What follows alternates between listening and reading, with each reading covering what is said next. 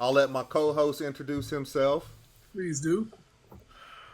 I'm the guy that sent you the invite. I am Barz Wrestling Media. That's All me. right. What up, Barz? What's your name, man? Don't give me your tag. Give me your name. All right. Well, my name's Victor. My name's All Victor. right, Vic. I mean, we got to talk here for a couple. Might as well get on first name basis, right? That's right. That's It's right. cool. It's cool. Yeah. Yeah, like the first message I sent him with the receipt of what I did, he was like, "Nice to meet you, Mr. Walters." I'm like, "Oh man, like bro, you older than me. Don't do that." It ain't about that. It's about the respect. You know what I'm saying? Absolutely. Most definitely. It's so funny. I was watching a video from earlier that involved legendary gospel scene, and this individual was doing the testimony, and he shared something, and it was so poignant. It was so true, and he was as he was up talking in front of the folk, he said he used to make fun of an old man that had a leg. One leg was turned inward. It was deformed, and he used to make fun. But you know, while he was telling that story, he was also himself now an old man. And he said, I didn't think that I would one day become an older man. And so to that, I say, as he said, I once was young. You've never been old. So you got to hope to get to where others have been, and then you'll understand the whole concept of respect. Absolutely. And what's funny is that me and him were just talking right before you requested out. He's like, he's in our age bracket. I'm like, yeah, I was actually talking to my wife about who Elijah Burke is. So she Googled him. And it's like, you know, he's only 44. And I was like, no, because I just turned 40. And then Victor here, I believe, is 42. So I was like, we're all in the same age bracket. Yeah. How about that? Yeah, that's Well, wild. We got our other counterpart up here. Jay, if you want to introduce yourself to Mr. Burke. What's going on, Elijah? Welcome to the podcast, my brother. Well, thank you, the man with no face. There he is. How you doing? I'm doing well, sir. And yourself? All right. So we got Jay Vic and we got Walter. So we got the trio. The three amigos are here. So we might as well go on ahead and start making it do what it do. Let's do it. While we're doing it. Let's do it. Ladies and gentlemen, TikTok fam, wrestling fans all around the world and on TikTok, tonight we are vibing with a man who's done it all from the bright lights of WWE to the pulpit of Impact Wrestling. He's a former New Breed leader, a mic master, and a community hero. Make some noise for the Pope, Elijah Burke. I certainly appreciate that grand introduction. I don't know too much noise, but thank you guys. What's up? All right, that goes some. Y'all got this thing together. Okay. Yeah, I'm trying to. Man, so what I first wanted to start out with is your community work. Cool beat. How did you get started with the Love Alive charity? Well, first off, I want to thank you for, even kicking it off with this and talking about something that's near and dear to my heart. The Love Alive charity simply is something much like the story I shared with you guys prior to us getting into this, to the nitty gritty. It comes from life experience. I am from Jacksonville, Florida. Was born and raised in Duval County, and every childhood home that I had, that the houses that I lived in, the places that we call home, are now under the landscape of the Jacksonville Jaguars parking lot and all other utility buildings in the area. But before it became that, it wasn't the highest level of living. And oftentimes when mom was working two jobs and dad was doing his thing, we used to have to go and walk to the store. And me being the youngest of 6 kids, being raised, I remember walking to a place called Winn-Dixie multiple times on a Saturday morning, when the Smurfs was on and the biscuits and whatever, the snorks and everything else. But used to walk to Winn-Dixie to get a box of cereal because Mom left the money for us so we could have something, some breakfast. And a little boy, 9 years old, 10 years old, whatever age I was, walking to the store and having to walk by homeless individuals that were sleeping literally on the sidewalk outside the grocery store. Go inside, sometimes I was fortunate enough that she left enough money for us to get any cereal we want. So I remember this particular day I grabbed some Cookie Crisp. And I got my Cookie Crisp, I got the milk, the walk back home, which was probably about a 20 to 30 minute walk, depending on how fast I walked.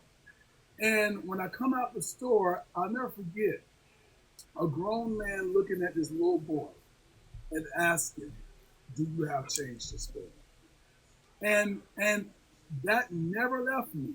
It never left me that, the possibilities of what life will bring and place upon an individual by fault, no fault of theirs, or maybe, bad decisions, whatever the case may be. But I thought, man, if I could someday do more to help people in this community, because I know how much or how less of help has been given, I said, if I could do something to help one day, if the Lord put me in the right position, I'm going to do my part. And no quicker than the Lord provided. No quicker than I made it to WWE and then on to TNA. I decided one day that I was just going to be the change that I wish to see in the world. And so that's what I did. I went downtown. I passed out. I made some flyers. I passed out to every homeless person I saw. I went to every shelter in downtown Jacksonville, and it simply said, "Free Burger King." That was my first ever, what we call now love drives, free Burger King. And I went downtown. It was just me, myself, and I. I got with Burger King. I said, "This is what I want to do. I need about 300 burgers." They're like, "Huh?" I said, "Yeah, I need about 300 burgers. And we're going to be right here in the back of your building in this big land that you guys have there. It's not really yours, but the big land." And so they worked with me. And because, again, the homeless community in Jacksonville is mainly downtown Jacksonville, which they're ushering out of that area now. But that's what I did. And after the first or second year of me doing that, I was able to form the Love Alive charity. I got some people that believed in what I am doing and was doing at the time. And we became a 5013 organization. We've yet to yield any support from Jacksonville, from Jacksonville. I just said the city of Jacksonville, and we've yet to, we're not government funded. We operate strictly off of the donations of others. So anytime I get a moment like this, where my brother Walter say, "Hey man, I'm going to support the charity. You support my charity, you got my support, so I want to support you." And that's what we do. We scratch each other's back. I appreciate that. And I was happy to support you. Do you have any inspirations on branching out of Jacksonville? Well, I mean, the first thing is to become more in Jacksonville. And again, for over a decade now, we're going 14 years strong. I want to be clear. Outside of those who have donated, you go to my donation page, you go to the Love Alive charity on Instagram, go to the Love Alive charity on Facebook. We document each year how many donations that we have. And some people literally donate $1. One person donated 46 cents. It's okay. It's whatever you donate. But, to this point, on this year, we have 28 or 29 with you all to donations. So you can't be more outside until you're more and greater on the inside. So Yes, the sir. point is to become more, we've been established, but the point is to get that financial support, try to secure some help in Jacksonville or from outside of Jacksonville, meaning the government, And it's a process. It's a process, and we're working hard. Me and my team, it's a board. It's not just me. I got 4 people on the board that's in the files of Tallahassee, as must be, and we do everything together for the most part. So, which gives you more fulfillment now? Hearing the crowd pop or seeing lives changed in your community? Oh gosh, that's 2 different spectrums right there. But there's no doubt about it. There's no doubt about it. I was at McDonald's. This is when I decided to, like, literally say, okay, I got to do this. I got to do it by myself. I'm doing it by myself. I was at McDonald's. I was talking to a family friend, and as we're sitting there, McDonald's is in late night hours. Only the drive-thru is open. We're sitting outside talking, or standing outside talking, and all of a sudden, a car leaves out of the driveway. And as I'm standing there talking, I see this homeless man walk over into the trash can. You know how they have those trash cans at this, when you drive through? Lift it up because he saw somebody throw something in there. He wanted to go fishing and see what it was. And he did. And when he did that, man, he pulled out a half-eaten burger and he pulled out a cup with some whatever was in it, started eating immediately and started drinking out of the garbage. So to answer your question, when I see the smiles on people's faces, when we're given not just food, but we got clothes that we give them, shoes that we give, brand new scarves, blankets for the people that are on the streets. We have to order all these things and clothes obviously donated, but there's nothing that compares. Nothing that compares. I mean, the crowd pop is one thing, and that may make me happy, but there's nothing like tears of joy when you see people just so grateful for the fact that somebody said, in this moment, we're loving you, and you matter. So there's nothing compares to that. Absolutely. You're not just a wrestler, as we just found out. You're a speaker, a mentor, and a light. How do you balance it all? Staying humble. Staying humble. No glory that I seek of my own, none. And it doesn't cost, it doesn't hurt to help others. And you know what type of person you are by what you put out, not by what you receive. And so therefore, I just look to be a light in this crazy dark world that we live in. And as always, be the change. We talk about it, but not enough of us do it. We say, oh, the government this or that and the other. And before we move on, because I know we got to get to the wrestling side of things, but before we get there, let me say this for anybody that always or may have an issue with giving a buck or two to that person on the side of the expressway. Yeah, we know sometimes those individuals, listen, I pass them every single day. Every day I pass somebody that's on the side of the road. But I want you to take this into account the next time you say, I'm not going to give them my dollar or give them a couple of bucks because they ain't going to do nothing to go get something to drink with it. Well, you know who else goes and gets something to drink when they want to forget about their current situations? You know who else wants to go pick up some herbs or herbs, however you describe this, a little to escape reality for a moment? But a lot of people that might be watching this. And why do you do it? I'm just fed up, or I don't want to deal with it. I need to zone out. Well, I understand that some people don't realize that the individual that's on the street, the reason that they may be begging you for that dollar too, because they do want to go get that bottle or whatever it is, it helps them escape the harsh and obviously the reality, the harsh reality that they are living in. And who knows, I don't condone it, but I understand it because for that one moment when they go out there and they may have their bottle and their reality becomes a little augmented, well, who knows how they see in this world? They may be walking down the street to them in a tuxedo. They might be a king when they lay on that park bench. They might be sleeping in a king-size bed. But you judge them for escaping their reality, but you don't look at the fact that, I do the same thing. You just got the means to do it. They don't. Before we get off the topic, because I know this is passionate, I got people in the comments wanting to know how to get to your charity. Oh, I appreciate that. Again, you can do so by visiting the Love Alive Charity on Instagram or on Facebook, and you can visit the website love-alive.org. And if you don't have PayPal or a credit card you want to use, you can donate anything via Cash App, the Love Alive Charity. And mods, if you guys could get that and pin it in the chat for people to see it, that'd be great.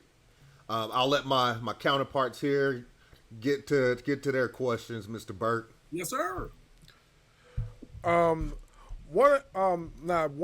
This is a question that just came off spurt just by hearing you talk. How important is faith to you when it comes to the lifestyle that you're living now, and how important is it to you as far as your wrestling career? Because sometimes like, you could be in awkward situations where you might lose faith. You might lose faith in your career. You might lose faith in yourself. You might just lose self-esteem. And not to mention, from my experience as a mental health expert, you are talking like a counselor. You might have something on the side that you just haven't tapped into yet. If I am saying so myself. Well, Vic is very it goes hand in hand.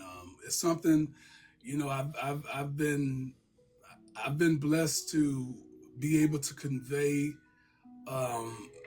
whatever message and deal and talk. My charity is just not about the homeless. I mean, we deal with the troubled youth. I go out, if you go again and go over on the page or go to YouTube, Pope TV for you, but certainly the Instagram, you'll see where we're in the schools too, man. I go to the schools, me and my team, and we go do career days. I deal with the troubled youth and encourage them to be better. It's so my faith when it comes to this business called wrestling, man, it does go hand in hand, believe it or not, because it takes a lot of faith to know that where I have been brought to was not by my own will or my own power. It was something that I wanted, obviously, but I was placed in a position to do greater. And so therefore, when I ascended to the position, I never forgot the cause or the calling behind the position. And so therefore, I hang on in there, man. And regardless what happened in the world of wrestling, I am never discouraged. God has taken me to the mountaintop, if you will. So I'm all good. I'm good in the hood, as they like to say back where I'm from. It's all good. Yeah, that's what's up. I'm me being a man of faith myself. Like, I'm just enjoying what you're saying, because like a lot of times when you get into that limelight, you forget where you came from, you forget who God is, and you forget all the things that brought you to the table. And I'm so happy that you're saying these things, because whoever's in the comments might need to hear this. My partners will tell you, like, I'm big on faith, and I'm big on like, prayer and things like that being the key to your success, especially with my wife. My wife will get on my case. She was like, today I just had a rough day. I tell you, I was about to tell my peoples, I said, listen, man, I don't know if I'm going to be able to do this today, because it was just, everything was bombarding me back and forth. But then hearing you speak like this, I was like, wow, man, this just is, it just calmed my nerves. And I was just like, wow, you know what I mean? It's just amazing. Like, so I just got to tell you that. I just had to tell you that. I appreciate that, man. You're not the only one. You are not the only one. Walt already knows. It was going to be a little time constraint, but yeah, man, you never forget. Who brought you to the dance. You know what I'm saying? Now, if you got there on your own, according to you on your own accord, then that's one thing. That's you and that's your business. But when it comes to those of us who get to where we're going, um, by faith and faith alone, we know without a shadow of a doubt. How in the world is this little black boy with this little afro-headed black kid from Jacksonville, Florida, who's an officer and thinking my time is already come and gone? How in the world do I get to the WWE? How in the world do I go to Louisville, Kentucky, and sit up under Jim Cornette, Danny Davis, and OVW, the land of, and I love them. There's not a lot of us, and you know what I'm saying? How in the world does a little black Afro-headed kid go to OVW and Jim Cornette goes, this is my champion, you know?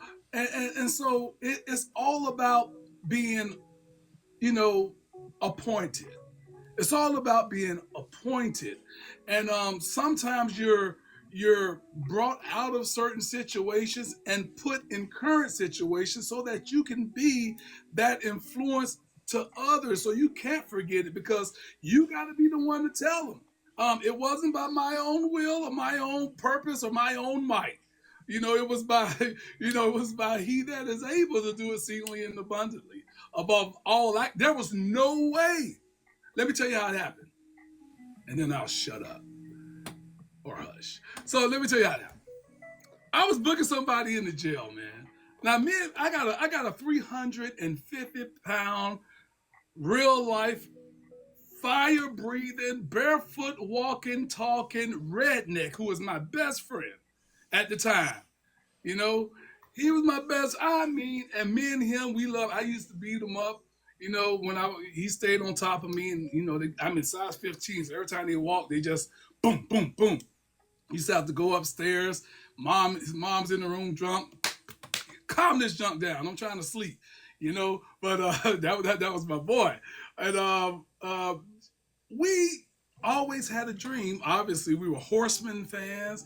I'm a huge NWA fan, WCW guy, and it was like our dream was to become a professional wrestler. But here's the one thing about your dreams. You have to always be careful not to have an adjacent component to your dream. Now watch where I'm going with this. I'm not talking about when you become your wife or your husband. That's different because that's not an adjacent component. You're one at that point. But I'm talking about when you're trying to make something happen for you, you can't base it off of somebody else when you're ready. You ready? You ready? When you gonna do it? Because they'll hold you down sometime. They may not have the same drive and the willpower that you have to go to where you seek to go. So we were supposed to go to the Funkin' Conservatory in Okello. That was the plan. Get up $1,500, go to the Funkin' Conservatory, get trained by Dory Funk, and hopefully, get to the power plant, in Atlanta, Georgia. That was the whole plan, man. Thank God they went under. I'll just say that. It was a day of tears for me, but thank God they went under because God knows best. And so I'm booking somebody in the jail, man. And we were overcrowded. And so here's how you know when God steps in on your behalf. There's no way I'm booking in the jail somebody and I got to wait because we're overcrowded. And all of a sudden, as I'm looking at the computer screen, a banner comes across the computer screen, as God is my witness. A banner says first ever WWE tryout camp, OVW. How in the world? We don't even, a lot of that stuff back then, and we didn't have the computers that you have today. We're not supposed to be on that stuff. It blocks that stuff. But somehow this pops up on the screen. And when I saw it, Talk about being put in the right place at the right time. Come on here, David, and topple this giant called Goliath. Man, I clicked on it. I didn't care if I wasn't supposed to. I clicked on it real quick while we were waiting, and I printed it out. I printed out that form. I got my stuff together. I sent some pictures and all this why I want to be selected out of so many people. They were only accepting 50.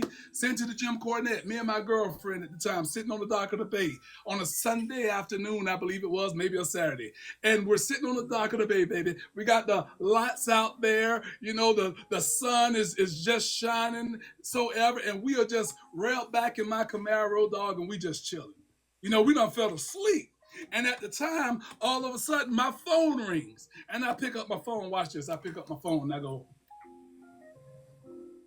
hello? We had those flip phone back there, you know what I'm saying? Yeah, and so, hello? And I'm kind of out of it, Vic. I'm out of it, right? And so I hear, Lodge, can you hear me? It's Jim Cornette. I can't hear you. Get someplace so I can hear you. I'm going to hang up and call you back. And so I set up real quick. My girl is over here sleeping. I sit up and I'm like, wait a minute. And I get out the car. I'm like, was this Jim Cornette? Like, really? And I'm standing out. I get it and I go stand on the dock and all of a sudden it rings back. Elijah, Jim Cornette, you hear me? Like, hey, Jim, how you doing? Great, I can hear you a lot better now. Listen, out of all the people that put in a doggone request to come to OVW tryout camp, they give a picture that looks like $1 million, and then when they get here, they look like mess. He just went to saying everything, man. But and this was after the tryout camp. This was after the tryout, or this was during the selection. This was after the tryout camp. I had already got my letter that I had been accepted just off of everything that I sent. So he says so many people came to the OVW tryout camp. They sent pictures of them all jacked, and then all of a sudden they get here and they're unrecognizable, looking like the Pillsbury Doughboy. This is what he said. And he said, but you have something. He said, I know you're a boxer. I know you just became an officer. You bought your mama a house and you're taking care of your sister's kids. He said, but I can't promise you a contract with the WWE. But I'm telling you, if you come back up here to OVW and train, I can guarantee you a contract. And I had a decision to make. 2 or 3 days before my 5-year, my bump raise with the Jacksonville Sheriff's Office, get that little pen, that's, all that stuff. I had to decide, am I staying or am I stepping out on faith? Well, when it comes to the belief in my God, my Savior, bruh, there's no question. And any time that you have to do such a thing, man, see, y'all got me on here. See, this y'all wonder why I'm broke. Listen.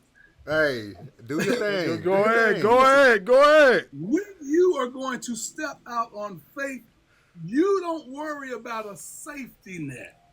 See, a lot of people, they trust the trust fall because they know they got somebody behind them to catch them. But when you step out on faith, you step out blindly saying, hey, I can't see it, but I believe it. That's the type of, man, I know everybody ain't here for church, so I ain't trying to go there. But I'm just preacher. Dog, go ahead.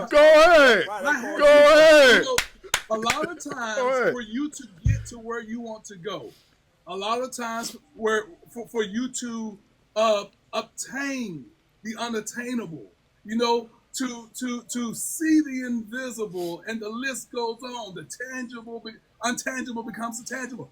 All these things happen when you step out and said, in thee, oh Lord, do I put my trust.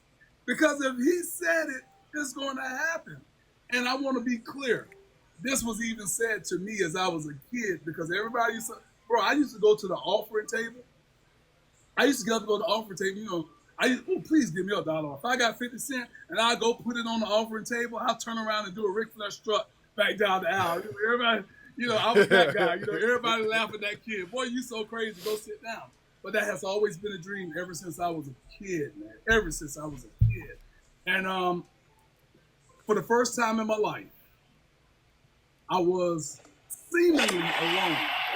For the first time in my life, I had to I had to take my savings and everything that I had and go to Louisville, Kentucky without what one would surmise as without a guarantee. I had to go and I had to be without my family. I had to go into a strange land. I had to become uncomfortable. But it is very important to understand that before you get to where God wants you to go, you got to get comfortable with being uncomfortable. Because when you get to that place, to the destination, there's more uncomfortableness that's on the way. So you got to learn to be comfortable being uncomfortable, because everything that you're going to deal with, and when you talk about me being in this business and maintaining faith, well, that's because I'm comfortable being in uncomfortable situations. I know how to deal with it. You understand? I even told Walter that. Don't worry, I know how to navigate. That's exactly what he said. I know how to navigate. I know how to deal with this. I've been in this business for 20 years. 20 years. And then maybe 1 or 2 more. But 20 years, that's just a thing you got to say. It's like Hulk Hogan. Brother, 20 years ago. What you talking about, Hogan? It's 40 years now. But nonetheless, they always say 20 years. So I'm there now, so it's like 20 years I've been in this business, man. And not one time have I been in any compromising position. Not one time have I done anything that went against who I am. Even when I was in TNA and not Vince Russo, I think it was Bruce Pritchard at the time, they wanted me to do this whole thing with the dogs, to stealing church from the church's money and becoming Michael Vick. It's like, nah, I gotta fight it. I got a pit bull at home, and I'm not gonna be stereotyped into the Michael Vick thing. I don't see money coming from it. What's the point? So sometimes you're gonna get to a point where you have to stand your ground and stand on your morals and your beliefs, and that just comes with the territory.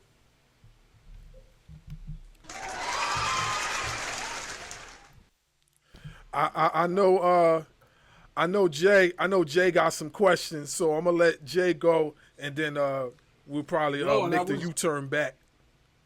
I ain't got nobody in here. I ain't got no body to fan me, so I'll fan myself. Y'all done got me worked up on it. Normally, if that happens, somebody come from behind you and start fanning you, so I'll do it myself. Go ahead. Oh, I gotta say, first and foremost, man, when you mentioned the territorial days of the NWA, I was right there with you. Yes, sir. I'm a little older than my compadre, okay? So I remember those days very well. I actually, you don't remember this, but you and I bumped heads, not badly, but we ran into each other when you were with the WWE early in your career. Really? Yeah, I ran into you at Reagan National Airport at the time. Really? Yeah, doing the baggage claim area. Really? So, yeah, and we spoke for about roughly 10 minutes. And you probably asked me for a picture, and I was like, no. Nope, I didn't ask you for a picture. I said, I like your work. Keep doing what you're doing. I believe in you. I appreciate that. Were you working there, or you just happened to be hanging out? I was working at the time before I started working for Homeland Security. I was working for U.S. Airways. Okay. Yeah, because I know during that time, during WWE, even if it came to that point today, I'm going to. At that time, I was Elijah Burke. They didn't necessarily, they wanted me to be that guy. So I always believed in being that guy. So I got a guy by the name of Con Man. He's my producer on Post Point of View podcast. And, I told him at the time, he came up to me in Indianapolis, and he was like, yo, Pope, can I get an autograph, And I was like, laughing at him. I said, who's that beside you? He's like, this is my girl. And I said, she won't be if I get next to her. Oh. So Yeah, But, and yeah.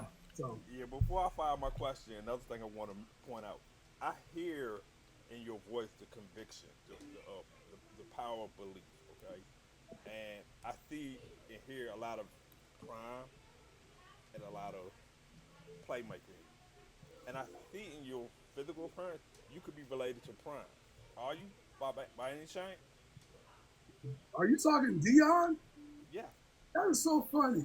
It's only funny because just yesterday I saw where I just saw Prime's son got selected. I don't know when it happened, but I just happened to come across it to Tampa Bay, and how he was saying there's a lot of people be like, "Are you related to Prime? Are you related to Prime?" And this is the first time I've ever got that. Now I walk through the airport quite often, and somebody that goes Shannon Sharp or wherever I'm at, if I got Shannon, I'm like, I don't know how you see it, but okay, I guess. And if I can look like Shannon Sharp when I get 55 years old, then definitely call me Shannon Sharp. Okay. But Before we no, fire, to oh, answer your go ahead. question, I'm not related to Okay. Prime. Okay. My first question to you, you mentioned boxing earlier, and I did some research Okay, about you. And speak up, Jay, so I can hear you. all right, Yeah, you're not very loud. all right. So my question for you is, when you were boxing in amateur, what was one of your biggest accomplishments you were proud of, and what made you not want to pursue professional boxing after a career of 98 and one? Oh man. Well, first off, I don't. I fought all my life. All my life, I had to fight. I had to fight my brothers. I had to fight my best friends. I had to fight. So I don't like fighting. I didn't box because I wanted to box. It's just it was a happenstance where I came up upon it. The Jacksonville Sheriff's Office. What do you call that? That thing that they're a part of, the Fraternal Order of Police, FOP. So they came up with a fundraiser for charity, much like my events now are with the Love Alive charity. I do wrestling events to raise money as a way to help supplement, some of the costs. Um, they came up with a charity event where the boxers will be comprised of firefighters and policemen. So it's team policemen versus team firemen. And they obviously they put out the notification. Anybody want to join? And I was like, okay, like I'm on it. I'm on it. And so I got in. I started going to a place called Club Five. That was my first ever amateur fight. Club Five. It was during the Tough Men era when they could hold these Tough Men events everywhere. And so I got in there, to test out my training. I had been training at the PAL under this older boxer, boxing trainer. And once I did it, to get me to our first big event for that Guns and Hoses, I was like, I dig this, and it was all about the entertaining aspect for me, not the hurting people. I don't like to hurt people. I don't like to beat up. I I recently, earlier this year, got in the ring um, with one of my guys just to teach him a lesson. I got some gloves. I say, get them gloves and put them on and hop in the ring. I'm gonna teach you something this day. And after the first time I connected with him, I couldn't go hard anymore. I felt bad, and everybody that I knocked out, I checked on. Everybody that I knocked out, there was one kid that was in there that I just felt like shouldn't have been in there. I knocked him out. He stretched out. He looked like one of those police outlines where they fatality and they outline the body. That's how he was in the ring. And it's like, yo, y'all laughing, but it's not a laughing. I won, but I don't care about that. Like, and I stayed there. I went to the ambulance with him, and it's like I'm checking on him. And so yeah, so I have a genuine love for people. I didn't ask for it though. It's just how God made. It's who I am. And so I was doing that to continually be entertaining. I went out to the ring in robes. I had robes made at that time. My auntie was a seamstress. My last robe that I ever had made is so much money. And I'm not talking about the cost. I'm talking about Ric Flair comparable. Like, it's so much money that I would never wear it unless I'm going for a world heavyweight title, in an organization. I still have it 20 years later. And I still believe I want you to bookmark this. I still believe I'm going to wear it. I still believe I'm going to wear that robe and go out and win. I'm ACW heavyweight champion right now, but I still believe I'm going to go out there and wear that robe and win a world title. Guaranteed. That's just who I am. And for those of you who don't believe what I believe, then believe in Journey. Don't stop believing. I appreciate you, folks. I appreciate you. Yes, sir. I'm gonna turn it back over to our main host, Mr. Dub. Dub got a question to fire at you. All right, so I've been in a bunch of lives where we've talked about us. Okay. As a strong black voice in wrestling, what did it mean to carry that torch on national TV? Oh man, it meant everything. It was, and there's so much to come from the four up, from the braids, from some of the things that I did. It meant so much, and it still means so much. Even though I know things have changed and are changing, but the more change that comes, the more change that remains the same, as they say. The more things change, the more it remains the same. It's still a struggle. It's still a controversy. I give you a little controversy because I talked about it on my podcast. It ain't controversy unless you make it, but it's true. I think about the ones that came before me, like Kamala. And it's like, hey, Kamala just got put in the Hall of Fame. WWE Hall of Fame, great. He deserves it, right? But where was that moment? Where was that moment that Kamala and his family deserved to be up there behind that podium, to tell his story for 5 minutes, like everybody else got to tell the story? I tell, and spoke about this on my podcast, Kamala, you talk about The Undertaker, Mark, who I respect the absolute greatest to the highest level. And there's no other who has ascended, maintained, and been what Mark Calloway, The Undertaker, has been to the business.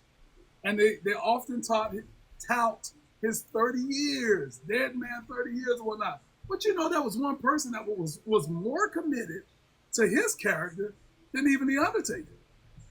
And was still relevant to this day. And that's Kamala. Kamala was 40 plus years.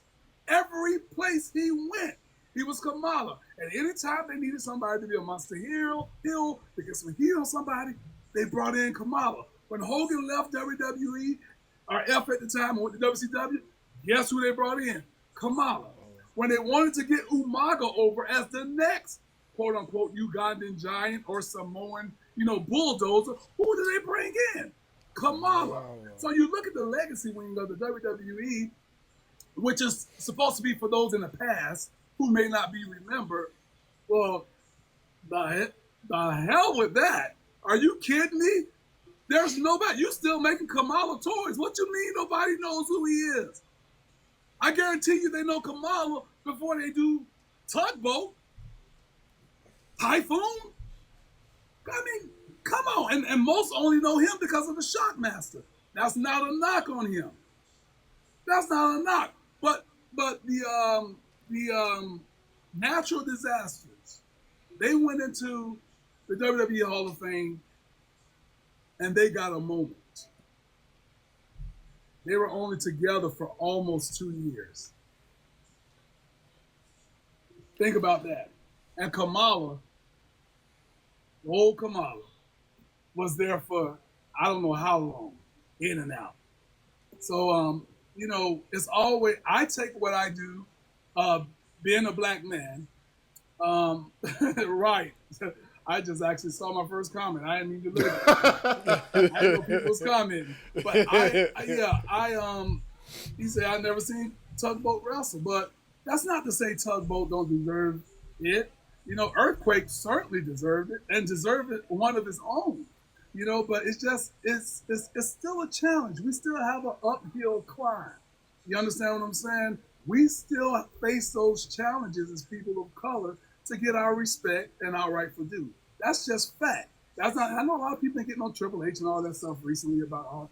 I don't care about all of that per se of their storylines and this, that, and the other. But money is money, and I want to be clear.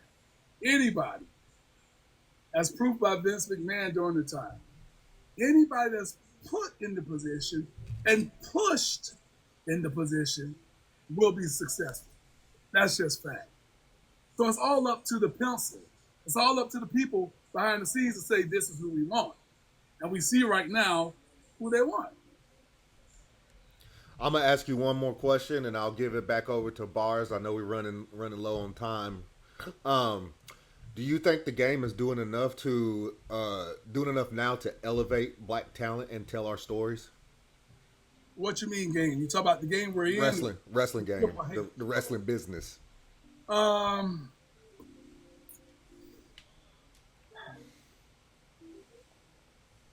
think that there's a rabid fan base, and I think that there's people,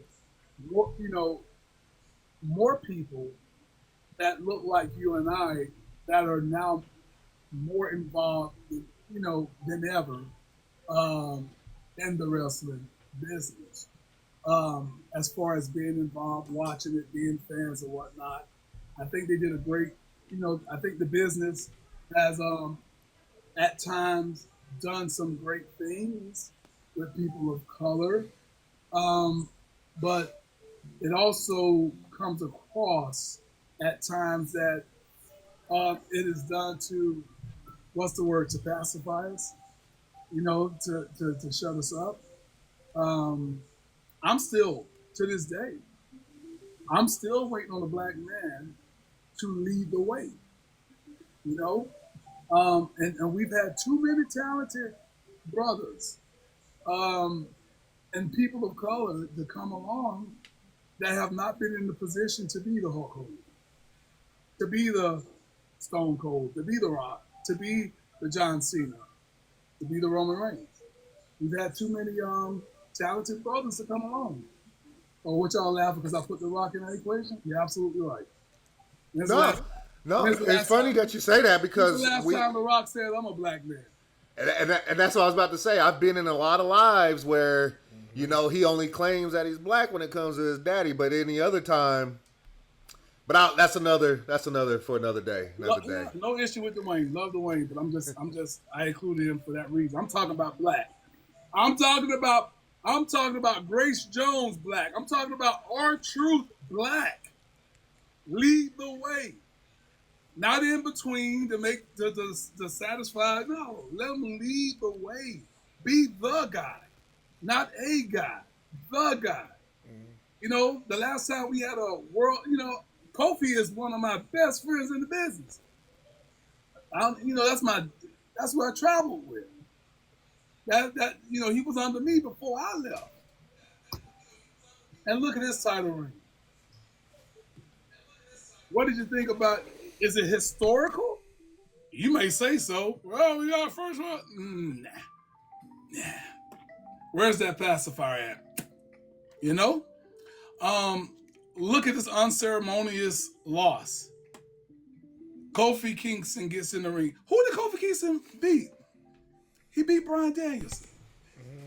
And then all of a sudden, Kofi falls to Brock Lesnar in how long? 30 seconds? Yeah. 10 seconds? 5 seconds? Right?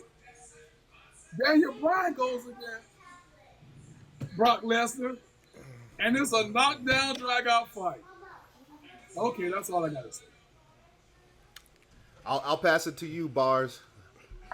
Yo, you you is talking facts right now because like as soon as you said how many times, how long it took for Kofi to lose, I was like, damn. Like I ain't know if you was gonna say, but I was like, damn. Like it's true because I was one of the guys that was marking out when he won the title. I was marking out because It like was a moment. yeah, it was a definite moment. You know, being that he's from Ghana, my family's from Nigeria. I was like, yo, we like 30 minutes away. I was like, yeah, you know, and then he lost it, you know, but it took some time for me to like, you know, really process the whole thing with that, and then I was like, man, you know, it's all good, you know. I'ma just let it. Well, it really ain't all good, but I'ma just let it. I'ma just let it be, you know what I mean? Because I know that's you know that's how it's been, you know. But my question is, my question is to you is that what was your favorite Hmm. matches in Of my yeah of mine or of my fandom. of yours and your fandom. Well, of my fandom, the first match. Well, obviously, any Dusty and Flair. Okay, that's just facts. Like any Dusty Rhodes and Flair. One of my favorite matches, and I don't know why it's my favorite. I just remember how excited I was, and it was when Dusty Rhodes faced Arn Anderson on a Worldwide Wrestling telecast, and he won the World Television Championship. You know well, mine's up, and I ain't gonna go get mine, but the world, NWA World Television Championship that has never left me. Always stood out to me. Obviously, the trilogy with Flair and Steamboat. Um, but gosh, I don't know. Sting and Les Luger versus the Steiner brothers from Super Brawl 2. Like, yo, it was probably the first time that we've seen something of that magnitude where they were wrestling Japan style, and it was all in them. They were hitting one another. They were knocking one another. It was something else. So I got a lot of great matches. And again, I'm an NWA guy. I think if you talk WWF at the time, obviously we just as kids we loved the Ultimate Warrior and Hogan.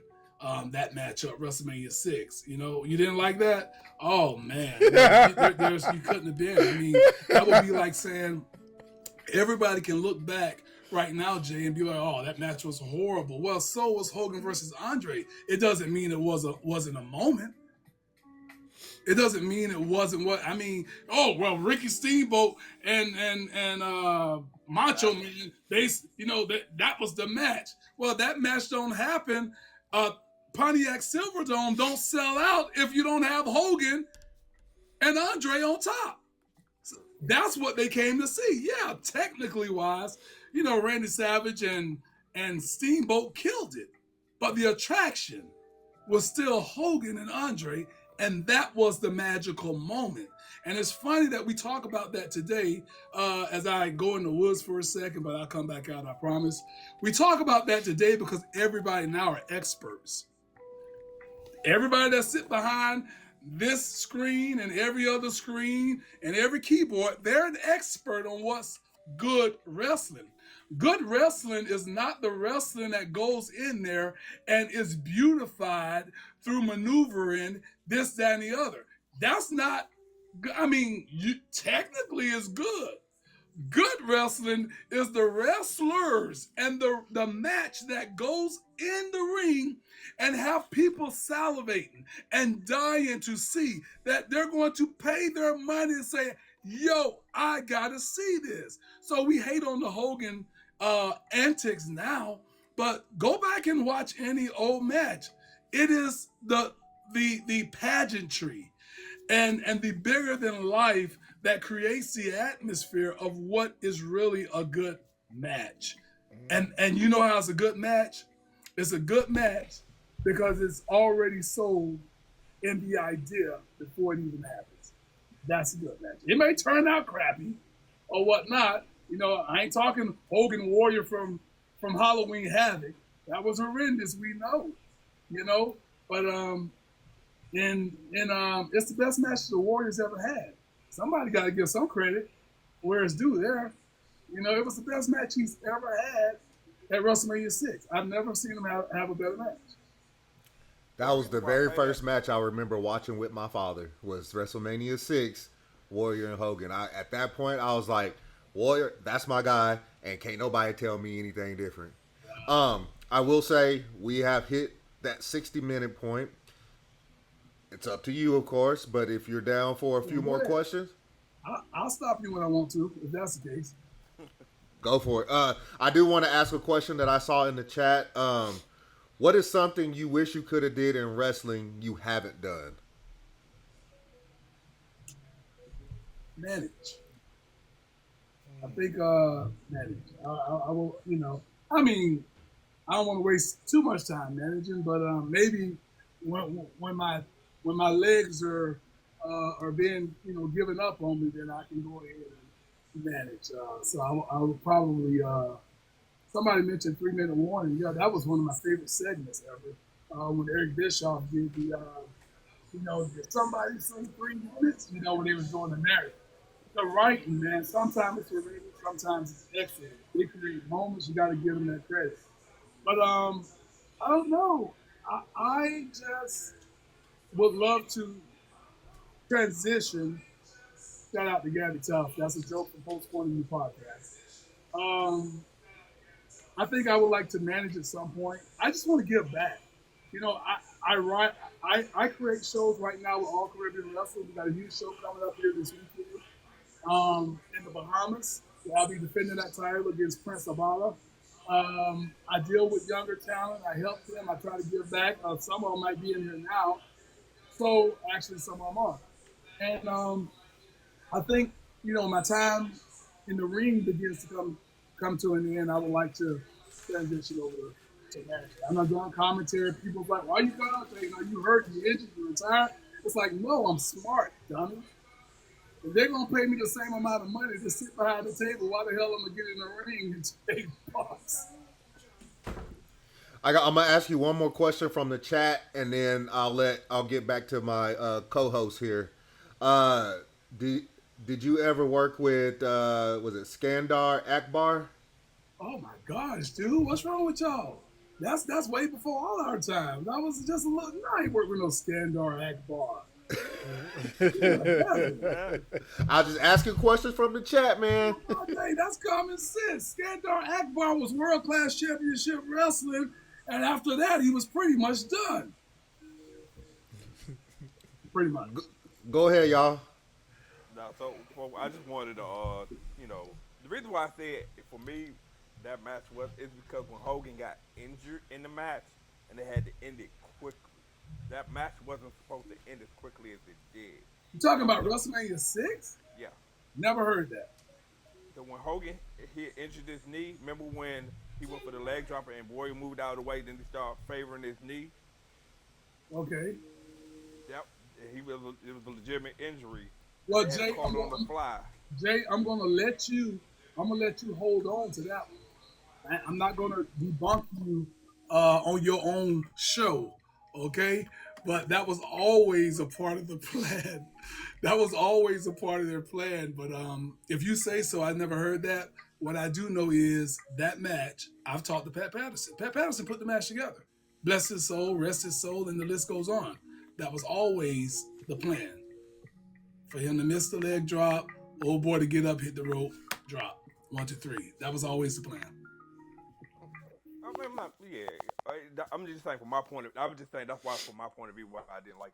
But my second question I have for you to fire at you, it's still about boxing. In the world of boxing, if you watch it today, who catches your eye and is like, dang, I wish I could have at least gave him some pointers along the way, or just be like an advisor to any professional boxer out here? You know, I'm in my office, man, and I'm thinking about Sugar Ray. I got the boxing gloves over there from the Hitman, and you know, signed, and it's crazy because much like with football, much like with basketball, when your favorites leave, you kind of become a little, out of it. Of course, I watched Floyd and Pacquiao, and and obviously you're not talking about them because I couldn't do nothing with them myself. Probably wouldn't even last a minute. Them boys are just, those are the pros of pros. And people again ask me why I didn't transition. I don't want to get hit. I don't want to get beat up either. And I didn't like beating other people up. But I haven't really just followed like that. Yeah, when the familiarity begins to leave, the attraction for me leaves as well. I try to hang on to the football. Being Jacksonville, at least I can support. When Peyton Manning retired, I was like, oh gosh, who am I going to watch on Sundays now? Like I can't. I mean, I'm going to watch the Jaguars. We always losing, but Peyton freaking Manning. I was hoping one more year. I almost feel the same way. I'm so proud of the Pacers and OKC, two young teams that have been there, getting there and battling out in a back and forth to the sevens. But you know what? I didn't watch. I didn't watch. I'm guilty. Somebody hate me for it. I just didn't watch. I don't have much interest, And yes, if LeBron James had been in there, I would have been watching.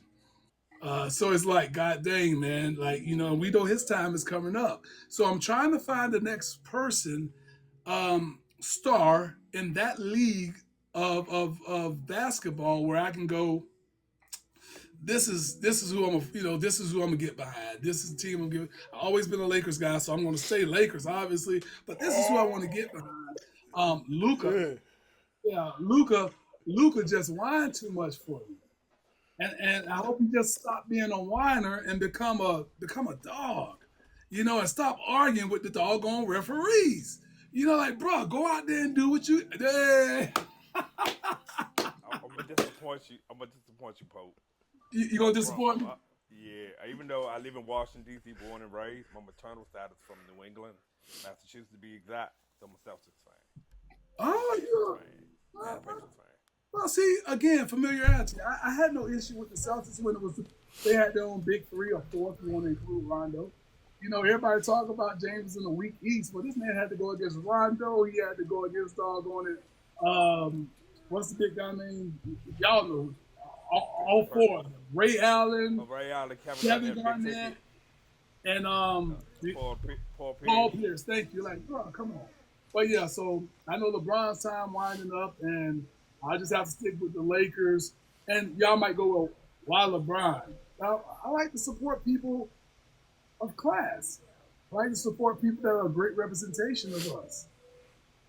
And so when I'm looking, I'm going about who's going to be the next, not just big guy, because we know they're already behind Luka, but who is going to be the next person that looks like you and me who is going to represent us in a positive light and not just represent us because they're in that position. If you're watching football, you might say Lamar Jackson. I love Lamar. I have no issue with Lamar Jackson, but if that's the case, I can say Jameis Winston as well. If that be the case. But you gotta win. And I'm not a Baltimore guy, but I definitely wanted him and them to beat Kansas City. Bar none. I was like, this year's their time, but it seems like Kansas City just always got that one toe up on them. You're right. I'm going to ask you one question from the chat, and I'll get back to the co-host. Did Billy Corgan show you the proper respect? Yeah, Billy Corgan. Billy Corgan is a ringmaster in his own circus. But the one thing, much like Vince Russo, y'all might want. I know a lot of people want y'all to ask some crazy stuff, and I'm not gonna stop y'all from asking what you want to ask. But Billy Corgan, much like Vince Russo, understand Pope is Pope. Let Pope be Pope. When I first became Pope in TNA, which I was supposed to be in WWE, but they wanted me to become a televangelist. Like, what? That's not what the Pope is, That's not what the Pope is, But Vince Russo comes to me one day Actually, at the Genesis pay-per-view 2011, we're in the back, myself, Sting, Devon, and we're all waiting to shoot we're about to go live on pay-per-view. We need to get this pre-tape done. And I'm back there, and all of a sudden, Vince Russo comes running around, got his paper in his back pocket, pulls it out, and he goes, now mind you again, we're waiting on Vince Russo to film our pre-tape. He comes rushing up and he goes, okay, Popey, okay, what do we have? What are we doing? Huh? What, why are you asking me? I'm waiting on it. Yeah, what you got for me, Popey? And it's like, okay. And so that's kind of how Pope has gone. You just tell me what you want me to get across. I'll handle the rest, Daddy. I don't need you to tell me nothing. I'll do the rest. So that's kind of how it was. When Pope came to me, he said these words. Russo was like, listen, man, bro, I can't tell you how to be the Pope, bro. I'm a 40-plus-year-old Italian, bro. How am I going to tell a black man how to be the Pope, bro? You're the Pope, man. Be the Pope. Credit. I don't care how much garbage people pull on him. Credit to freaking Vince Russo, because that's the same way how The Rock became The Rock. That's how Stone Cold became Stone Cold.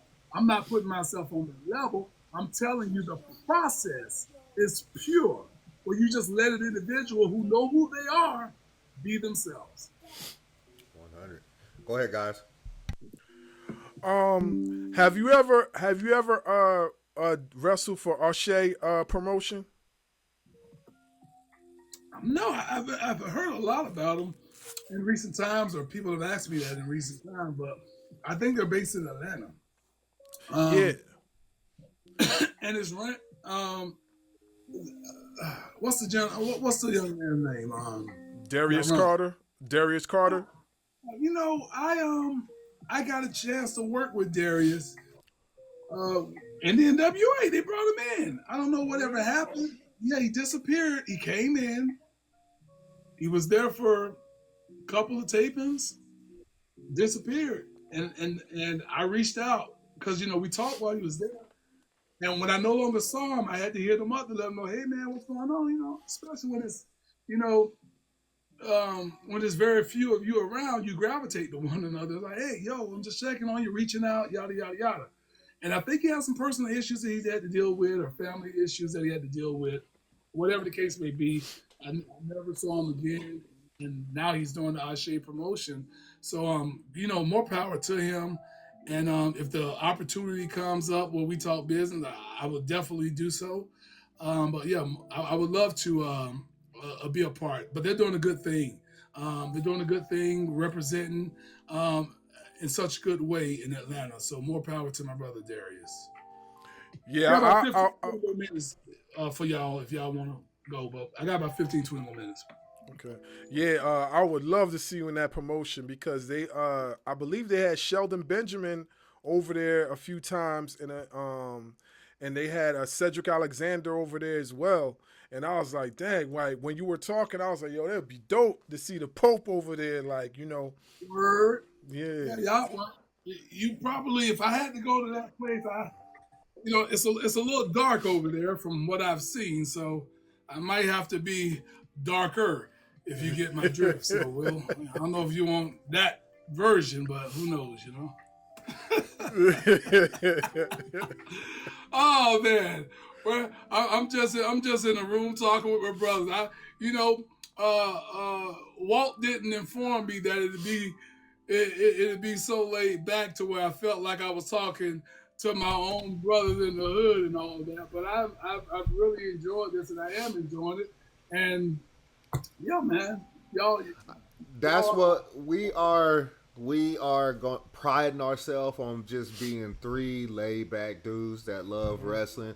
I also love other sports, and Barz is into music, and Jay has photography. We're just laid back, and we enjoy this stuff. So we met each other on this app, and we came together on this app to start going down this journey. Well, good, man. How long y'all been doing this? This is what, our third or fourth interview together. Wow. Hey man, I'll be sure, and when we get done, um, you know, make sure you send me the information. I'll be sure to plug it as well. Of course, one of your podcasts. We appreciate that. We appreciate Appreciate it. that. Appreciate it. I got one. If the Pope could manage one current superstar, doesn't matter what promotion, who's your chosen one? Because you brought up you wanted to manage at some point. Is that your question or a question out of the chat? That's mine. Oh wow, that's a good question.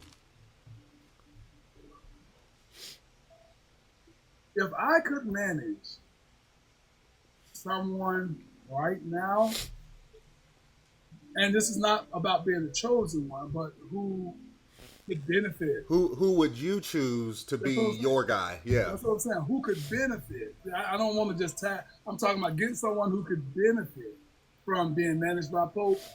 I would probably go.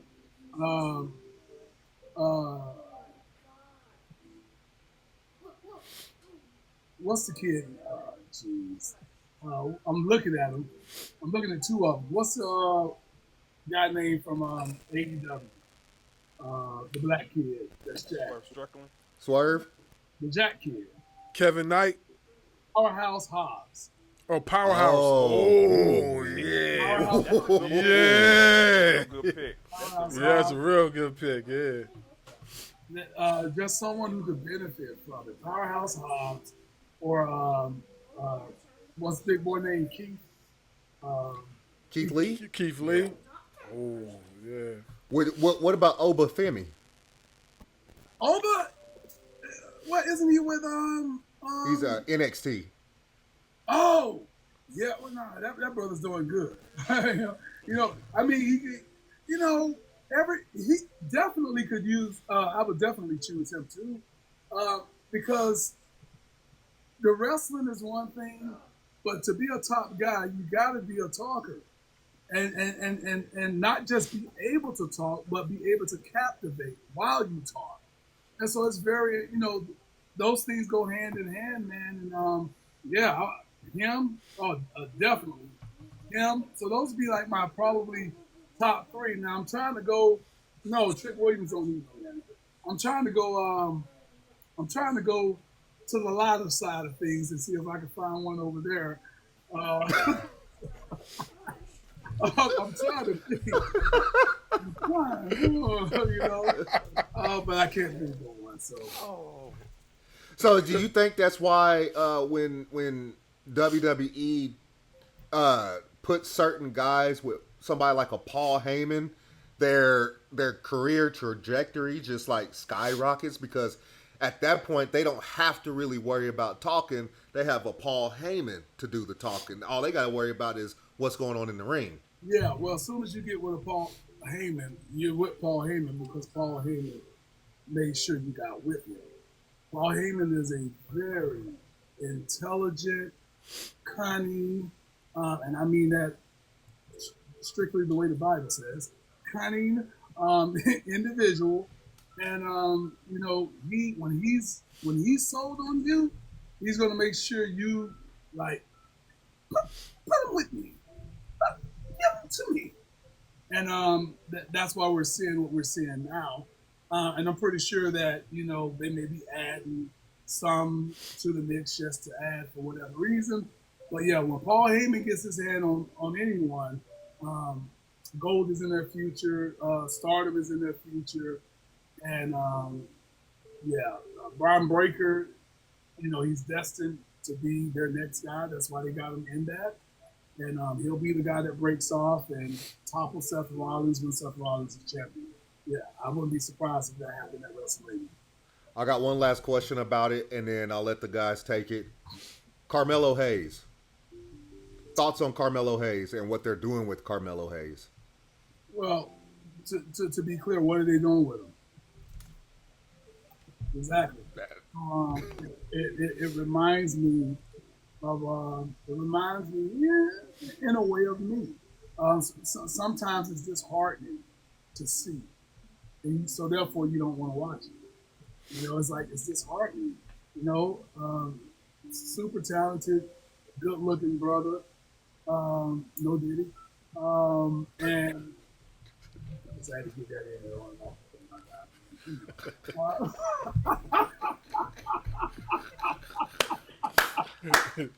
Oh, you snuck that in there good. But yeah, man, look at him. Look at him. What don't he have? Yeah, he's not the biggest. Daniel Bryan. Yeah, he's not the biggest. Well, so what's the problem? Yeah. I don't know.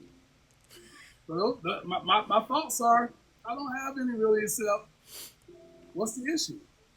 He was the guy down in NXT for a reason, wasn't he? You had him on top down there for a reason, wasn't he? You brought him up for a reason, right? Well, and so we still get the recycling process. A lot of people wonder why. Well, about Seth Rollins winning the Money in the Bank. Why?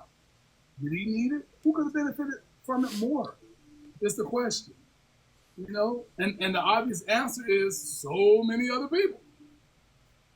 So it's like it is what it is.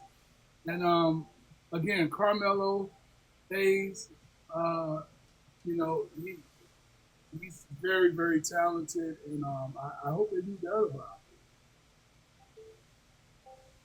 Now, if you want to know who should have really went to the top, that's shout out to Ricochet. No, I'm kidding. But Y'all got it. Go ahead. So my question is, could we ever see you in AEW? My charity, I don't know. I went to AEW a couple of times. I remember the first time I was there.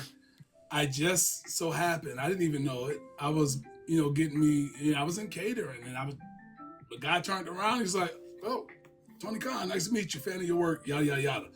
That was my first time meeting Tony Khan. I happened to be standing in line, getting some catering. I had no idea he was there in front of me, and I've seen him since. I don't go asking for a job, but I've seen him. I go visit when they come. I don't know. I might not be. I've gotten to the point where it's like, as I've always been, if the Lord saith. So I don't dwell on those things. I'm a big believer in worry not what tomorrow may bring, for tomorrow will take care of itself. So I don't worry about all that type of stuff. I'm telling you who Pope is. I do not worry about what tomorrow may bring. You know why I don't do that? Because tomorrow ain't even promised. Mm-hmm. So why am I worried about that? Why I'm going to sweat that? I don't know. But if that be the case, look at one of my guys in here. Talk about be anxious for nothing. That's Isaiah Zane. That's one of the guys that is up under my tutelage, both in life first and in wrestling. So he knows a little something about scriptures. But yeah, so when it comes to Tony Khan, I don't know, because me and my charity has tweeted him for 160 days now. And we tweet every day. We're tweeting every single day. And we're on day 159. Tomorrow will be 160. We're going to keep tweeting him. We're going to keep tweeting The Rock until one of them at least responds and acknowledges my charity. It's behooved me how we've been on the front lines before you even got started. We've been on the front lines in Jacksonville, Florida, doing the work. Sorry to go back to my charity. You can switch it afterwards, but we've been on the front lines doing the work here in Jacksonville. And the only time that any other work has been done in Jacksonville on that type of level is when calamity strikes, or there's a heat wave, or there's a famine in the land, whatever the case may be. A natural disaster. And then you might get a football player, because this agent's like, hey, this would be good publicity, come do this or whatever. We're out there doing it throughout the year. And it's like you hold these shows, and kudos for him for doing it. But you hold these shows and you give out these checks to charities and to this foundation and that foundation. And it's like, hey, yo, we're right here in your backyard. We're right here, we're literally downtown here. We're established right here. You mind sending us $100 at least? We ain't asking for $10,000. You want to just give us something and say, hey man, what y'all doing is good. So we tweet him every day, literally every day. So unless he's blocked us, I don't know. So we're on the 159 right now. Tomorrow's 160, and we'll keep tweeting to him or The Rock. Again, calamity strikes. Hey guys, I'm here with Oprah. Let's support and let's help rebuild and let's do this, do that. People have no food. People have no place to sleep. Well, so does these people here that we're dealing with in Jacksonville, Florida, and any other place. Let's do something at home. Oh, Rock is doing something at home. My bad. But you get the gist. Quick question from the chat. What is something you wish to tell the new generation of wrestlers that wasn't told to you? That wasn't told. I don't know if I can tell them something that wasn't told, because the game, that would be like trying to, reinvent changing a wheel on a car. It's like, there's only one way that it's going to be changed, Get your butt down there and get a tire iron and change it. Unless you got money, you'll get it changed by somebody else. But when it comes to wrestling, the advice that I give is two major advices that I always give. It's real simple. Shut up and listen. Yeah, shut up and listen. That's one. And the other one is learn how to work. You may go, oh, that's very good. No. I ain't talking about you. Learn how to work. Learn how to play the game. If you don't play the game's going to play you. Time to play the game. Yeah, learn how to play the game. Jay, you got any more questions? Yeah, I got 2 questions. So now we're talking about wrestling, folks. With the current talent in the wrestling industry, is there any male or female wrestler on your radar that you would love to work with, either as a tag team or one-on-one? Is there any female wrestler that I would love to work with in a tag team? Male or female? Oh, because, back in the day, it was Jacqueline, like, Current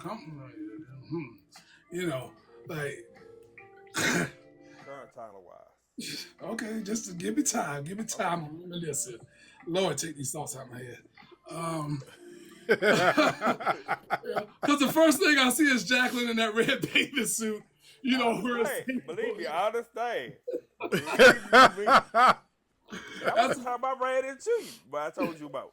Oh, word? Yeah. Man. Look, we gonna have to have, man, you gonna have to have a one-on-one interview talk about Lord, yeah, Jacqueline, she was just a beast, man. Watching her with Kevin Sullivan and Chris Benoit during that feud, oh my gosh. Boy, I feel there go my discernment. Here comes a Chris Benoit question. But man, her and Chris Benoit and Kevin Sullivan, Jacqueline was a beast. And the crazy part is, unlike China, she was doing this junk in high heels. When she was outside the ring managing and picking guys up and slamming them and all, she was doing it. Go back and watch Nitro. She was doing it in high heels. So yeah, Jacqueline. Today, if there was someone that I would want to team with today, that's certainly a female, I would. That would be complimentary to Pope. That's only, it would only be just because of the Pope character. It would be Mercedes Moné. Yeah, it would be Mercedes Moné. As far as guys go, I don't know. I can't. honestly, our truth. You know, it's funny you should say that, Pope, because I always felt that had he not got released when you were in WWE at the time, I would have loved to see you guys pair up as a tag team, whether it been on SmackDown or Raw or ECW. I felt there was something about the K Quick before the R Truth and you being there. There's something, the dynamics of your persona that seemed to would have complemented one another in and out of the ring, in my personal opinion. I agree, and because of the shallow mindedness of some of the writers at the time, that definitely probably would have happened. Oh, two black guys put them together. Makes sense. My other question to you is, when it's all said and done, Pope, how does the Pope want to be remembered for his legacy in the business? Man, you're supposed to be asking me that on another podcast. We done this junk for, and now you're just going to wrap me up like that and take me all the way to the end. We got so much that we ain't covered, and now you want to ask me how? I ain't answering that junk. Ask me something else. No problem. This ain't our last time talking. We're gonna do this again. We got so much to cover. I got you, my brother. I got you. So, do you feel the? Hey, he just promoted you, Jay. Yeah. I know. He just did a shoot on me. He just did a work on me. He was working me. I got you. Man, all in love, man. LOV, all in love. We can scratch that question on the radio. But all right. So this was actually question 5, my very last question to ask you. Do you feel the overall wrestling world is in a good state of affairs, or can it, or should it be done? Jay. Yeah. Pause real quick. Let me answer that. Again, just being true to the moment. I got to be true to the moment. Don't know what tomorrow gonna bring. You not promised, I'm not promised. So I'm gonna go ahead and answer it because at least we'll have it. All right. That's that conviction. So many people talking, man. But if it ain't within you, Vic, if it's not within you, it'll show. If it's in you, it's gonna show. Mm-hmm. So I just got convicted in the very moment. So I got to go ahead and answer that question. I would like to be remembered as an individual who went out to the ring, always entertained, gave you your money's worth, never caused any problems, was never entangled in any negative news, and more importantly, carried the banner inside the ring and outside the ring. Even though he may be heel or face, whatever the case is, you still always know that he's waving that bloodstained banner, and that will never, ever, ever not be the case. So I want to be remembered as somebody who got there, who unlikely succeeded in accomplishing his dreams. And I'm very grateful to my Lord and Savior Jesus Christ, because so many people set out, they have dreams and they're never realized. It's okay to accomplish goals, but I was able to conquer my dream. And for 20 years, brother, my dream has kept me. For 20 years, I'm living in that same dream. I'm fortunate, I'm grateful, and that's the word that I want you guys to always keep. And now I'm winding it down, so now we got to get ready to get out of here. So now I want you to always remember, if there's one word to describe Pope, it's grateful. That's it. That's how I want to be remembered. That brother was grateful. And you're genuine too. Thank you, my brother. Definitely. Well, ladies and gentlemen, you heard it from the Pope. You can blame Jay Stylez for asking that question.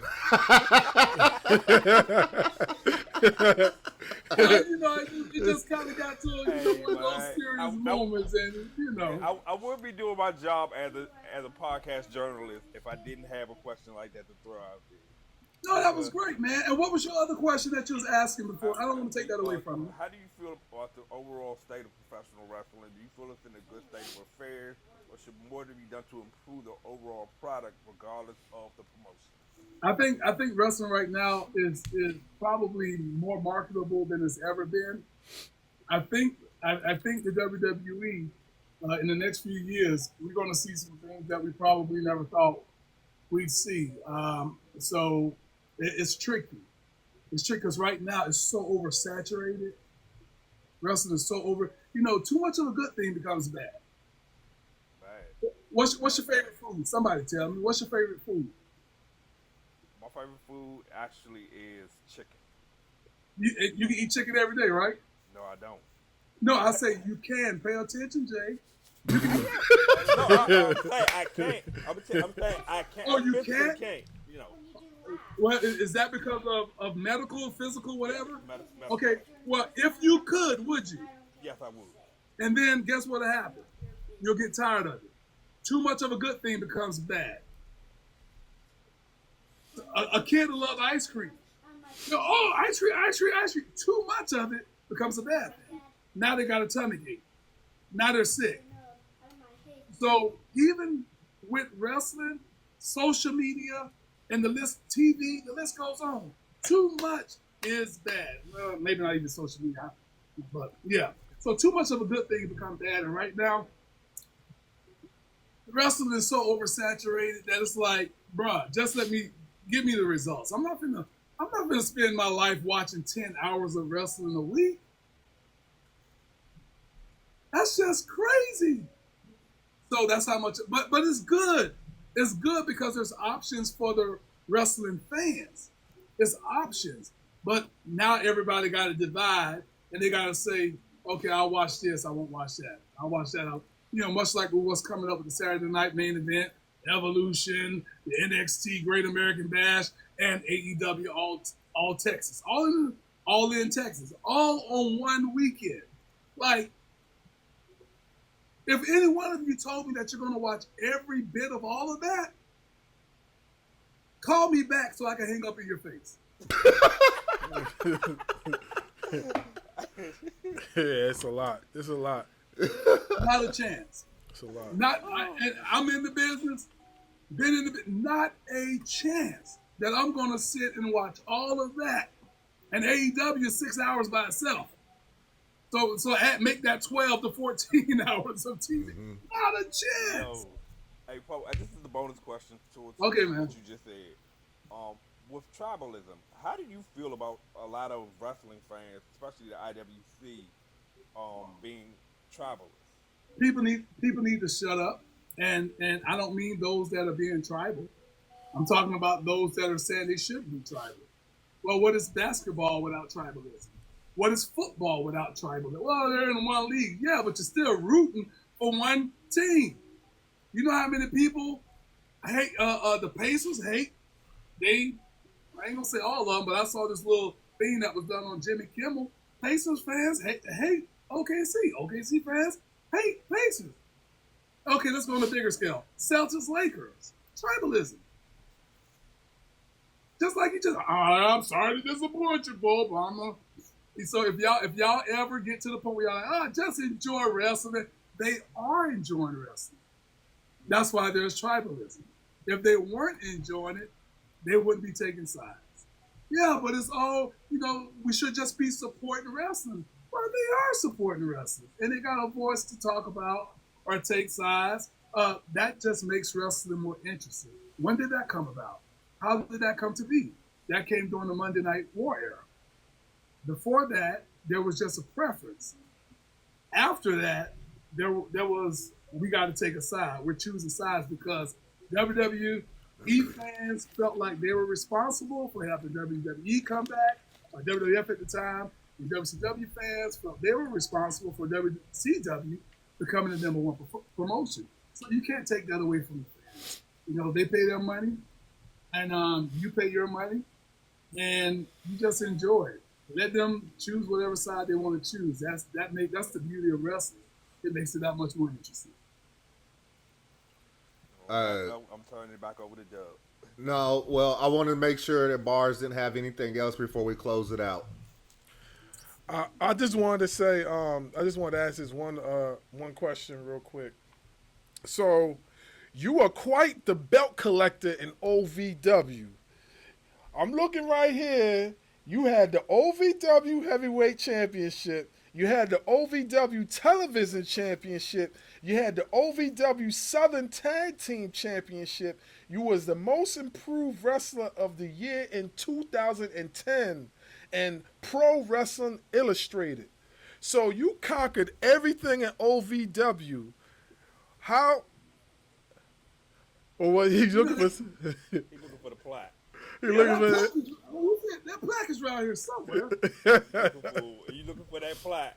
Yeah, that plaque is around here somewhere. But no, the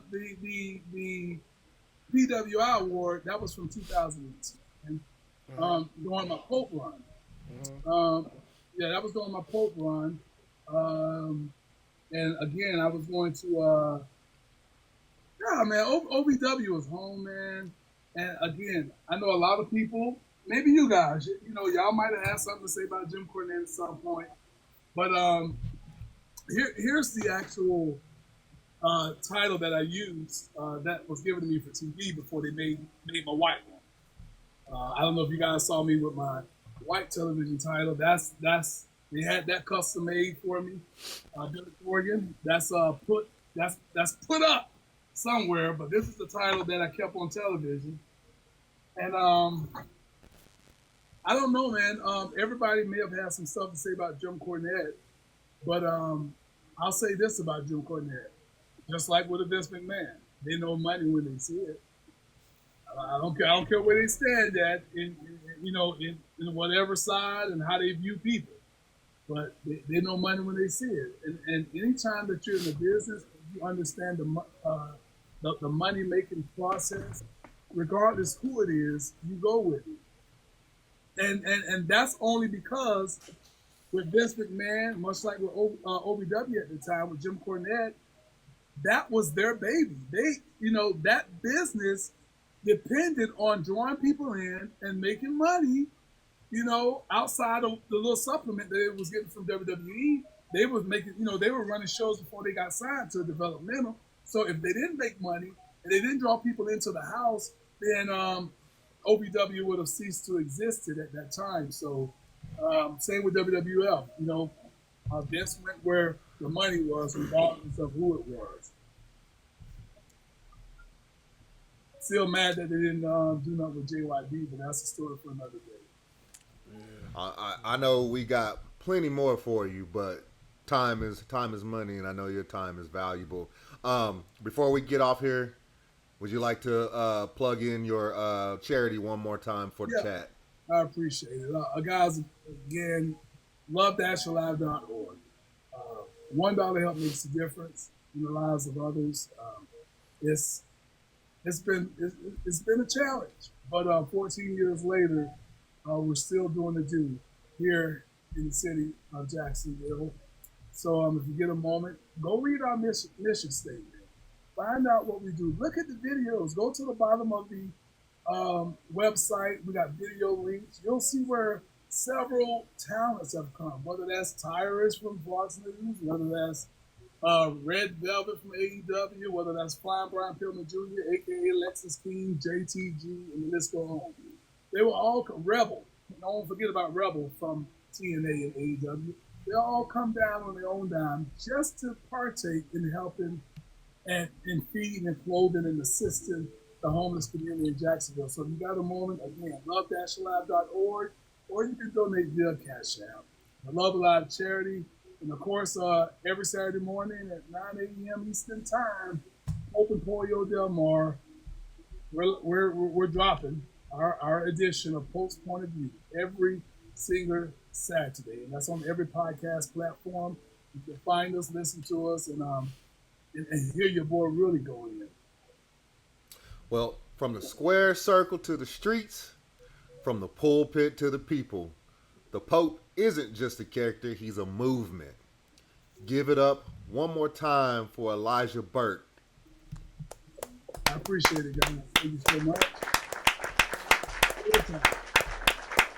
I really appreciate on and spending an hour and some change with us. Hopefully we can do it again and get some more questions in. And man, this has been absolutely amazing. I'll be honest with you, I was nervous. Nervous. I'm an introvert, so I'm not used to really talking to people. And then when I saw Elijah Burke, I was like, oh my gosh, what am I going to do? You're an introvert? I'm an introvert. I am. I am an introvert. How about that? Yeah. No, I don't believe that, but yes, I am. But I have my boys here, my wife, they all calming me down, saying everything is okay. Got my mods that was about. So, I mean, I appreciate you taking the time out of your busy schedule to come and speak with us. Hey, man, listen, Dick, Walt, and Jay, you guys, my brethren, y'all continue doing the work. Now, I'm going to tell you where you felt that, because now one of y'all sending me anything about your name, because I could have promoted it for you. So the next time we get together, oh, no, you'll send it when we're done, I know. So the next time, Lord's willing, send it to me. Again, I'm going to promote you guys. I'm going to promote this and your channel on our podcast this week. So, yeah, man, just make sure we have that. I could have been promoting for you. I knew it was coming. I didn't know that it was an actual podcast. So that is my fault. I'll take responsibility for that. I thought I was just going to be talking to you, Walt. That's what I thought it was going to be. And then you hit me with this. Boy, I tell you, you people, you never keep your word. But anywho,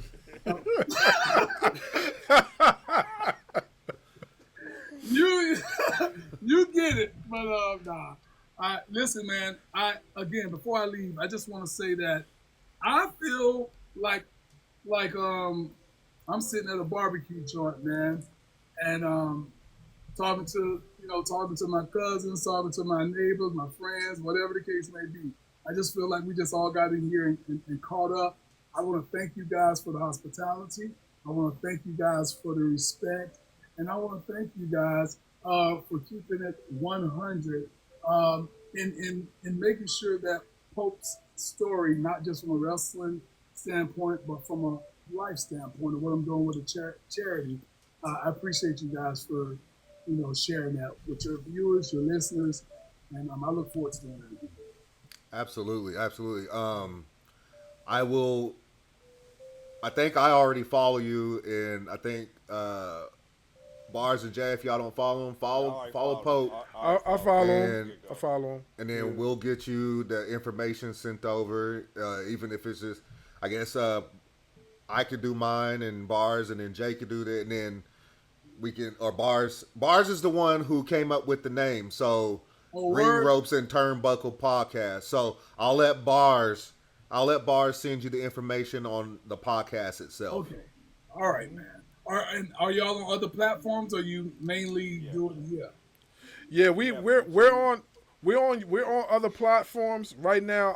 What I'm doing is, until we start the Ring, Ropes and Turnbuckle on YouTube, I got all the content on Barz Wrestling Media channel, which is an extension of Ring, Ropes and Turnbuckle. So everything that we're doing today, I'm a whiz at editing and graphic design, so I'm gonna have it done for you, and I'm gonna send you the link and everything, so then you'll have it. So obviously you're gonna edit all this out, but this is gonna be on YouTube. Yeah. Okay, all right.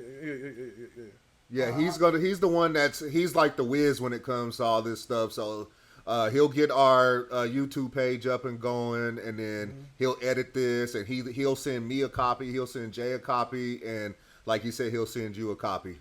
Okay, that's what's up. I'll be sure to get it out there and share it with you guys. I want to say this real quick. Shout out to Duval County. For those of y'all don't know, that is the city of Jacksonville.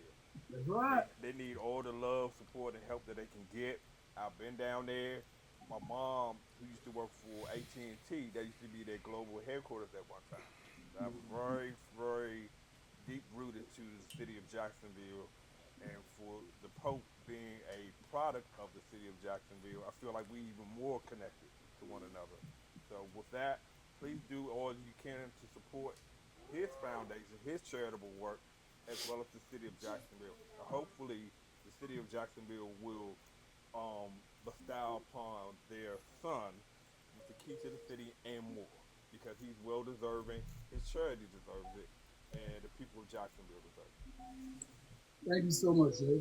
Appreciate that. Ladies and gentlemen, there you have it. Himself, Elijah Burke. Y'all have a good night. Blessings.